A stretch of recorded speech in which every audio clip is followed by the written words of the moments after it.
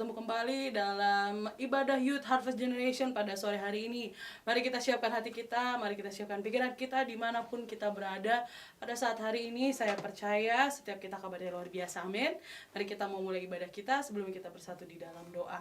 Kami mengucap syukur Tuhan Yesus buat kebaikan Tuhan sepanjang minggu yang sudah kami boleh lalui. Kami boleh sehat, kami boleh melakukan aktivitas kami, semua karena kasih karunia dan penyertaan Tuhan dalam hidup kami. Saat ini kami akan memuji dan menyembah-Mu. Kami percaya Engkau ada di tengah-tengah kami dimanapun kami berada saat ini ya Bapa. Terima kasih Tuhan. Kami puji, kami sembah Engkau di dalam nama Tuhan Yesus. Bersama-sama kita yang siap memuji Tuhan, katakan amin. Haleluya. Ku diberi kuasa.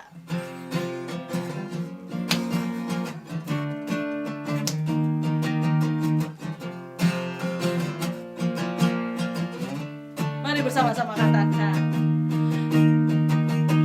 Ku diberi kuasa dari Raja Mulia, menaklukkan musuh di bawah kakiku. Pakai kuasa bagi Raja Mulia. Bila Allah ada bersamaku, siapa jadi lawanku? Sungguh besar Kau Tuhanku, Engkau perisai hidupku. Ku berdiri dengan iman, iman dalam Yesus Tuhan. Kau yang memberi kemenangan, ku bersorak merayakan. Terpujilah Engkau Raja, segala raja. Haleluya. Diberi kuasa dari Raja Mulia, menaklukkan musuh di bawah kakiku. Ku pakai kuasa dari Raja Mulia. Bila Allah ada bersamaku, siapa jadi lawanku? Sungguh besar Kau Tuhanku, Engkau perisai hidupku. Ku berdiri dengan iman, iman dalam Yesus Tuhan. Kau yang memberi kemenangan, ku bersorak merayakan. Terpujilah Engkau Raja, segala raja. Sungguh besar Kau Tuhanku, Engkau perisai hidupku. Ku berdiri dengan iman, iman dalam Yesus Tuhan. Kau yang memberi kemenangan, ku bersorak merayakan. Terpujilah Engkau Raja, segala raja. Terpujilah Engkau Raja, segala raja. Terpujilah Engkau Raja, segala raja. Haleluya.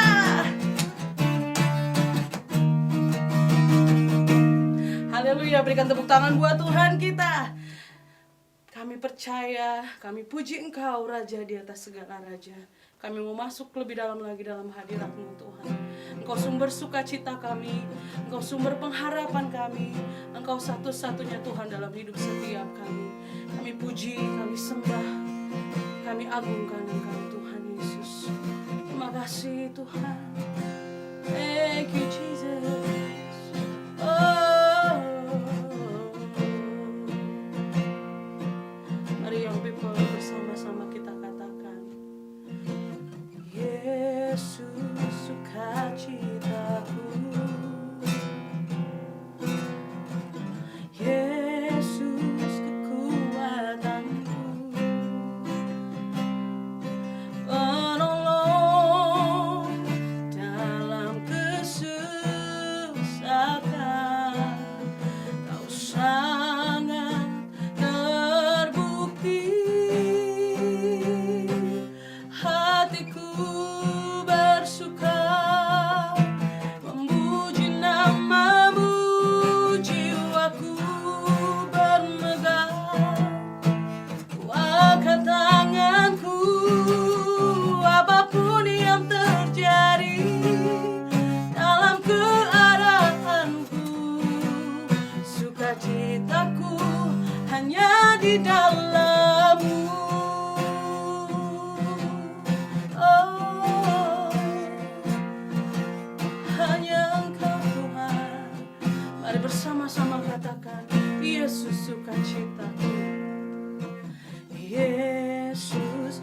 sukacitaku. Yesus kekuatanku, penolong dalam kesusahan. Kau sangat terbukti, hatiku bersuka memuji namamu, jiwaku bermegah. Ku angkat tanganku, apapun yang terjadi dalam keadaanku. Sukacitaku hanya di dalam-Mu. Hatiku bersuka memuji namamu, jiwaku bermegah. Ku angkat tanganku, apapun yang terjadi dalam keadaanku. Sukacitaku hanya di dalam-Mu. Hatiku bersuka memuji namamu, jiwaku bermegah. Ku angkat tanganku, apapun yang terjadi dalam keadaanku. Sukacitaku hanya di dalam-Mu. Hatiku bersuka memuji namamu, jiwaku bermegah. Ku angkat tanganku, apapun yang terjadi dalam keadaanku. Sukacitaku hanya di dalam-Mu. Sukacitaku, sukacitaku hanya di dalam-Mu. Sukacitaku, sukacitaku hanya di dalam-Mu. Sama Dia, Kau sukacita kami Tuhan. Kami sembah, kami agungkan namamu, dipuji, disembah. Tiada yang seperti-Mu, pengharapan kami. Oh, we worship you, Jesus. Hallelujah, hallelujah. So here I bow to leave you high, Jesus, be glorified in all things.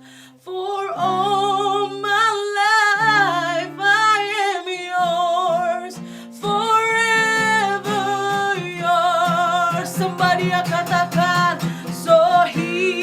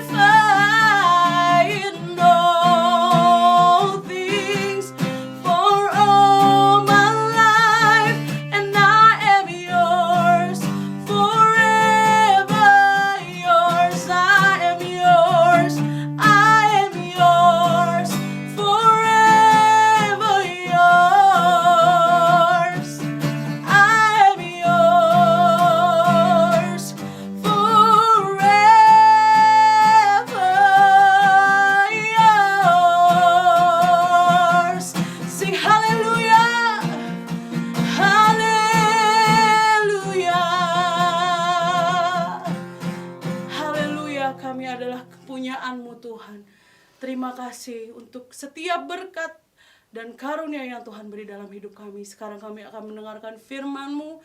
Kami percaya setiap firman yang boleh kami dengar, itu boleh bertumbuh dan berbuah serta menghasilkan buah yang baik buat setiap kami dan orang-orang yang ada di dalam lingkungan kami, Tuhan.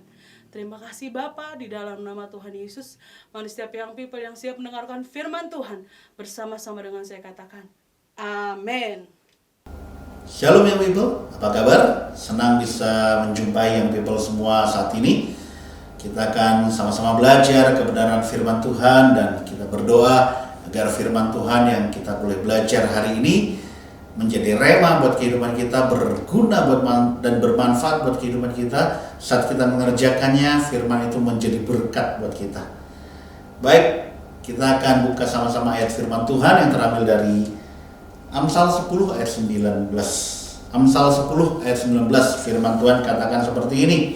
Di dalam banyak bicara pasti ada pelanggaran, tetapi siapa yang menahan bibirnya, dia berakal budi. Sekali lagi, di dalam banyak bicara ada pelanggaran, tetapi siapa yang menahan bibirnya berakal budi. Menjaga lisan atau perkataan bukan perkara yang mudah, terutama saat kita berhadapan dengan orang lain. Bahkan kita mengenal istilah yang berkata mulutmu harimau. Pepatah tersebut menjelaskan buat kita bahwa perkataan bisa menjadi sesuatu yang membahayakan diri kita. Pepatah tersebut mengajarkan kita agar kita selalu berhati-hati menjaga perkataan kita, ucapan kita. Penting untuk berpikir terlebih dahulu sebelum kita menyampaikan sesuatu. Jangan sampai kita keceplosan dan akhirnya membuat kita berpikir panjang lagi. Nah, yang people, pepatah tadi juga mengajarkan kita bahwa perkataan itu harus kita kendalikan sedemikian rupa. Jika tidak, perkataan itu akan menjadi bumerang, menyerang balik kita dan merugikan kita sendiri. Mulut adalah media untuk menyampaikan segala sesuatu yang kita rasakan, kita pikirkan. Dan seringkali kita tidak bisa mengendalikan mulut kita karena apa? Emosi kita, rasa tidak suka dengan seseorang, dan itu menjadi bumerang buat kita. Mungkin orang lain bisa menyampaikan perkataan untuk orang lain, mungkin orang lain bisa merekam dan menyampaikan itu ke media. Wow, di era keterbukaan sekarang ini tidak ada yang nggak mungkin. Perkataan yang mungkin hanya didengar oleh beberapa orang saat ini, itu bisa didengar oleh berlipat kali ganda saat orang-orang tersebut menyampaikan ke orang-orang yang lain. Itulah bahayanya perkataan. Ya, kata-kata yang keluar itu sangat berkuasa. Kata-kata yang keluar dari mulut itu sangat berkuasa. Ucapan seorang hakim yang memutuskan hidup dan mati seseorang saat harus menerima penghukuman. Ucapan seorang guru yang bisa membangkitkan semangat saat anak-anak murid mungkin tidak bisa belajar dengan baik. Perkataan orang tua, ya, perkataan orang tua yang menyemangati anak-anaknya, yang mengasihi anak-anaknya, itu menjadikan anak-anak merasa aman dan nyaman. Ya, perkataan kita juga menjadi berkat buat orang lain. Perkataan kita juga menentukan kehidupan orang lain. So, itulah kenapa pepatah tadi mengatakan mulutmu harimaumu, agar kita berhati-hati dengan apa yang kita ucapkan. Ya, idealnya semua yang kita katakan seharusnya membangun. Idealnya perkataan yang disampaikan orang tua itu harus mengasihi. Idealnya perkataan guru, pengajar, dosen, semua orang perkataannya seidealnya harusnya ideal atau perkataan yang baik. Tapi seringkali, sekali lagi saya katakan, emosi kita, pikiran kita, rasa tidak suka kita akan orang lain, itu juga mempengaruhi apa yang kita sampaikan di hadapan orang lain. Perkataan yang diucapkan pada waktunya, perkataan yang tepat, itu bisa menjadi perkataan yang sangat berharga. Tapi perkataan yang tidak tepat justru akan menjadi sia-sia, tidak berharga sama sekali. Nah, yang people, kita sekali lagi saya ingatkan, kita berada di era di mana semua hal bisa diakses dengan mudah di internet. Era di mana media sosial begitu terbuka. Di saat orang mulai mudah menyampaikan pendapat, justru saat inilah sebenarnya kita harus hati-hati. Ya, ingat ada banyak kasus terjadi karena ucapan seseorang bisa masuk penjara, dituntut oleh orang lain, ya, bahkan menimbulkan keributan. Hal-hal yang tidak mungkin, yang tidak kita sukai bisa terjadi karena perkataan kita. Ya, bahkan saya tadi katakan bisa sampai kita masuk penjara karena perkataan kita. Karena kita tidak bisa menjaga perkataan, maka orang lain tersakiti dan akhirnya dendam sama kita. Sekarang ada undang-undang yang mengatur tentang apa yang kita ucapkan, baik itu ucapan secara lisan atau tertulis di media sosial, dan hukumannya sangat berat. So, itulah sebabnya kita pun harus berhati-hati menjaga mulut kita, menjaga ucapan kita. Karena jika kita salah mengucapkan sesuatu, orang lain tersakiti, sekali lagi orang nggak suka, kemudian melaporkan itu, dan kita mengalami yang namanya apes. Nah, oleh karena itu hati-hatilah menjaga perkataan kita. Perkataan bisa membuat orang jadi pandai, perkataan kita bisa menjadikan orang semakin beringas, perkataan kita bisa menyemangati, tapi perkataan kita bisa membuat orang down. So, karena sepatah kata yang kita keluarkan, orang lain jadi lebih pandai, atau karena perkataan kita, orang lain menganggap kita bodoh. Loh, kok bisa? Ya, karena perkataan kita juga menentukan orang lain menerima kita, atau juga orang lain menilai kita. Mungkin kita pernah ngobrol atau ngobrol di tempat umum, dan mungkin orang lain tanpa sadar, tanpa sengaja mendengarkan ucapan-ucapan kita, perkataan-perkataan kita. Entah kita via telepon atau kita ngobrol dengan teman dan orang lain mendengarkan. Orang itu mungkin bisa menilai diri kita lewat apa yang kita ucapkan. Oh, ini orangnya baik. Oh, ini orangnya hati-hati. Oh, ini orangnya selebor. Oh, ini orangnya asal ngomong. Ya, dari ucapan kita, karakter kita bisa dilihat oleh orang lain. Lewat ucapan kita, keadaan kita hari ini, emosi kita bisa dinilai oleh orang lain. So, yang people, oleh sebab itu kita harus mengendalikan perkataan kita. Mazmur 141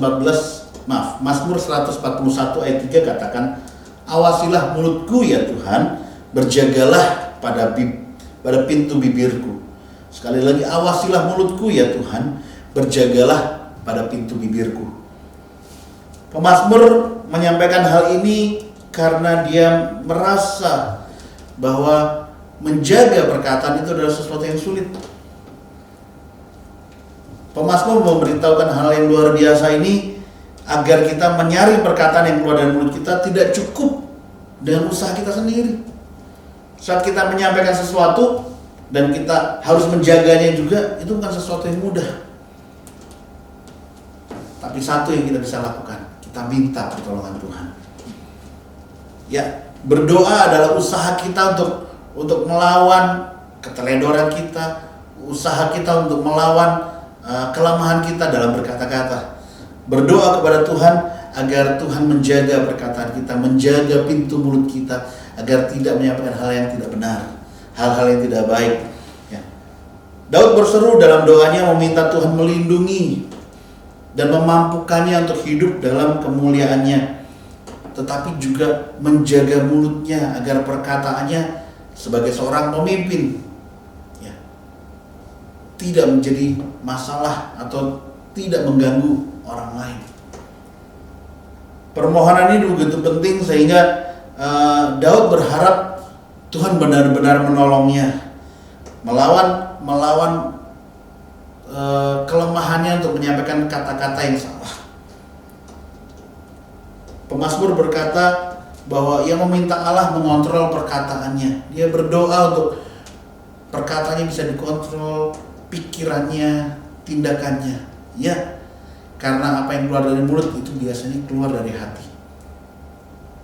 Tapi Kak, Kalau ada yang berkata, dia mah orangnya baik sebenarnya, cuma mulutnya aja. No. Karena mulut itu menyampaikan sesuatu yang keluar dari hati. Kalau mulut menyampaikan hal-hal yang tidak baik, berarti hatinya ada yang salah.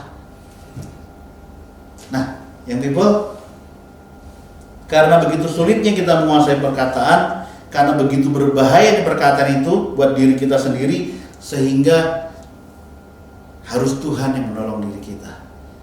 Kekuatan kita nggak mampu. Kekuatan kita nggak bisa. Harus Tuhan yang menolong kita untuk menjaga perkataan kita. Ya, Tuhan mau kita jadi berkat. Tuhan mau kita dimanapun kita ada, kita jadi orang yang bisa membangun, ya, menyemangati, menyampaikan hal-hal baik buat orang lain. Perkataan kita harus kita jaga. Perkataan harus kita kuasai sedemikian rupa agar kita tidak menyampaikan hal-hal yang kasar. Sekali lagi, hati seseorang tercermin dari perkataannya. Apa yang diucapkan oleh mulut itu meluap dari hati. Oleh karena itu, melalui perkataan seseorang, sekali lagi, melalui perkataan kita mungkin orang lain bisa menilai kita. Melalui perkataan seseorang, kita bisa menilai orang lain. Kita bisa mengetahui orang itu baik atau tidak. Kita bisa mengetahui orang itu dalam keadaan yang baik atau tidak hari ini. Kita bisa mengetahui orang ini sedang emosi, marah, atau sedang baik-baik saja. Itu semua lewat perkataan. Ingat, firman Tuhan mengatakan bahwa pohon yang baik menghasilkan buah yang baik. Tidak mungkin pohon yang tidak baik menghasilkan buah yang baik, atau sebaliknya, pohon yang baik menghasilkan pohon yang tidak baik, atau buah yang tidak baik, maaf. Demikian juga perkataan kita. Kalau hati kita baik, perkataan kita pasti baik. Kalau hati kita tidak baik, perkataan kita tidak baik. So, menjaga mulut kita juga ternyata harus dimulai juga dari menjaga hati kita. Menjaga hati kita seperti apa? Berpaut pada Tuhan, melekat pada Tuhan, erat sama Tuhan. Sehingga apa yang kita sampaikan itu benar-benar keluar dari hati, dan apa yang kita sampaikan itu benar-benar menjadi berkat. Jangan sampai perkataan yang sia-sia itu keluar dari mulut kita. Usahakan agar perkataan kita benar-benar menjadi berkat buat orang lain. Perkataan kita menyemangati orang lain. Perkataan kita boleh menyenangkan hati orang lain. Memang tidak mudah, tapi mari kita mulai dengan berdoa. Tuhan jaga hatiku, Tuhan jaga perkataanku, Tuhan jaga mulutku agar perkataanku boleh menjadi perkataan yang memberkati orang lain. Amin. Mari kita berdoa. Bapa, kami bersyukur buat hari ini kami belajar sedikit dari kebenaran firman-Mu. Bagaimana kami harus menjaga perkataan, menjaga mulut kami, menjaga lisan kami, agar perkataan kami boleh menjadi perkataan yang bermanfaat buat orang lain, menjadi berkat buat orang lain, bukan menjadi perkataan yang mengancam kehidupan kami atau menjadi perkataan yang merugikan kami. Kami berdoa biar lewat apa yang kami sampaikan, orang lain terberkati. Lewat apa yang kami katakan, orang lain pun bisa bersyukur dan memuji Tuhan. Terima kasih Bapa. Secara manusia kami nggak mampu, kami nggak sanggup. Tapi Tuhan tolong kami. Seperti Mazmur katakan, Engkau Tuhan yang menjadi perkataan kami, menjaga pintu mulut kami. Terima kasih buat hari ini. Apa yang kami boleh belajar, kami mau lakukan. Kami mohon pimpinan-Mu ya Roh Kudus, agar kami melakukan setiap firman-Mu dengan setia. Dan hidup kami benar-benar jadi berkat. Lewat kehidupan, lewat perilaku, bahkan lewat perkataan kami jadi berkat untuk kemuliaan nama Tuhan. Terima kasih Bapa. Kami bersyukur dan berterima kasih. Dalam nama Yesus kami berdoa. Haleluya. Amin.